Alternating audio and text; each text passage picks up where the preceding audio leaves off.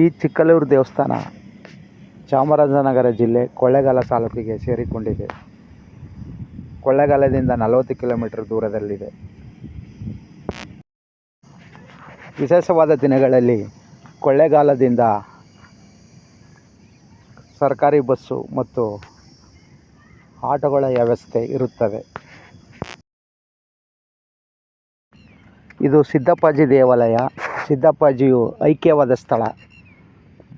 ಮಂಟೇಸ್ವಾಮಿಯ ಶಿಷ್ಯನಾದ ಸಿದ್ದಪ್ಪಾಜಿಯು ಮಂಟೇಸ್ವಾಮಿಯ ಪರಂಪರೆಯನ್ನು ಮುಂದುವರಿಸಿದ ಎಂದು ಹೇಳಲಾಗುತ್ತದೆ. ಇಲ್ಲಿ ವರ್ಷದ ಪ್ರಾರಂಭದಲ್ಲಿ ಜನವರಿ ತಿಂಗಳು ಚಿಕ್ಕಲ್ಲೂರು ಜಾತ್ರೆ ನಡೆಯುತ್ತದೆ. ಇಲ್ಲಿ ಲಕ್ಷಾಂತರ ಸಿದ್ದಪ್ಪಾಜಿ ಬಂಧುಗಳು, ಸಿದ್ದಪ್ಪಾಜಿಯ ಒಕ್ಕಲಿನವರು ಚಾಮರಾಜನಗರ, ಮಂಡ್ಯ, ಮೈಸೂರು ಮತ್ತು ಉತ್ತರ ಕರ್ನಾಟಕದ ಭಾಗದಿಂದಲೂ ಬಂದು ಜಾತ್ರೆಯಲ್ಲಿ ಪಾಲ್ಗೊಂಡು ಸಿದ್ದಪ್ಪಾಜಿಯ ಗುಡಿಗೆ ಧೂಪವನ್ನು ಹಾಕಿ ಸಂತೋಷ ಪಡುತ್ತಾರೆ. ಕಂದಾಯಗಳು. ಮಂಟೇಸ್ವಾಮಿಯ ಕಥಾಪ್ರಸಂಗದಲ್ಲಿ ಬರುವಂತೆ ಮಂಟೇಸ್ವಾಮಿಯು ಸಿದ್ದಪ್ಪಾಜಿಯನ್ನು ಶಿಶುಮಗನಾಗಿ ಪಡೆದಿದ್ದರು. ವಿಶ್ವಕರ್ಮ ಜನಾಂಗದವರಿಂದ ಶಿಶುಮಗನಾಗಿ ಪಡೆದು ಸಿದ್ದಪ್ಪಾಜಿಯು ತನ್ನ ಜಾತಿಯವರಿಂದ ಕಬ್ಬಿಣವನ್ನು ಪಡೆದು ಜನಗಳಿಗೆ ಪರಿಚಯಿಸಿದ ಮಂಟೇಸ್ವಾಮಿಯ ಪರಂಪರೆಯನ್ನು ಮುಂದುವರಿಸಿ ಈ ಮರದ ಬುಡದಲ್ಲಿ ಐಕ್ಯನಾದ ಎಂಬುದು ಇಲ್ಲಿನ ಜನಗಳ ನಂಬಿಕೆ. ಅದಲ್ಲದೆ ಇಲ್ಲಿ ಚಂದ್ರಮಂಡಲೋತ್ಸವ ನಡೆಯುತ್ತದೆ. ಹುಣ್ಣಿಮೆಯ ದಿನ ದೇವಸ್ಥಾನದ ಮುಂದೆ ದೊಡ್ಡ ಬೆಂಕಿಯನ್ನು ಹಾಕುತ್ತಾರೆ. ಆ ಬೆಂಕಿಯ ಜ್ವಾಲೆಯನ್ನು ನೋಡಿ ಭಕ್ತಾದಿಗಳು ತುಂಬ ಖುಷಿಪಟ್ಟು ಭಕ್ತ ಪರವಶರಾಗುತ್ತಾರೆ. ಬೆಳಕು ಜ್ಞಾನದ ಸಂಕೇತ. ಗಾಳಿ, ಬೆಳಕು, ಜಲ ಒಂದೇ ಎಂದು ಸಮಾನತೆ ಸಾರುವ ಇಂತಹ ಆಚರಣೆ ಚಿಕ್ಕಲ್ಲೂರು ಜಾತ್ರೆಯಲ್ಲಿ ಚಂದ್ರಮಂಡಲೋತ್ಸವದ ನಡೆಯುವ ದಿನ ನಮಗೆ ಕಾಣುತ್ತದೆ. ಈ ದೇವಸ್ಥಾನವು ಬಪ್ಪೇಗೌಡನಪುರದ ದರಗೆ ದೊಡ್ಡವರ ಮಠಕ್ಕೆ ಸೇರಿರುತ್ತದೆ.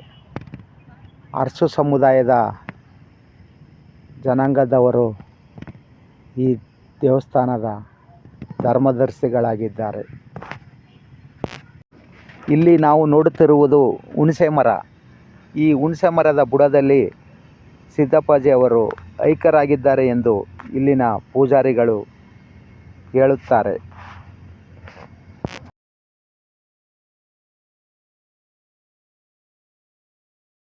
ಯಾವುದೇ ಭೇದ ಭಾವವಿಲ್ಲದೆ ಭಕ್ತರ ಯಾವುದೇ ಆಹಾರವನ್ನು ಸ್ವೀಕರಿಸುವ ಸಿದ್ದಪ್ಪಾಜಿ ಈ ಸನ್ನಿಧಿ ಒಂದು ಅದ್ಭುತವಾದ ಪವಾಡವನ್ನೇ ಸೃಷ್ಟಿ ಮಾಡುತ್ತಿದೆ ಎಂದು ಭಕ್ತರ ನಂಬಿಕೆ.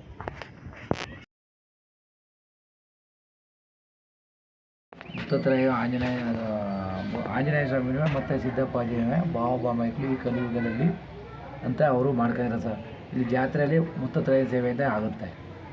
5ನೇ ಜನಕ್ಕೆ ಮುತ್ತತ್ರಾಯ ಸೇವೆಯಿಂದ ಆಗುತ್ತೆ.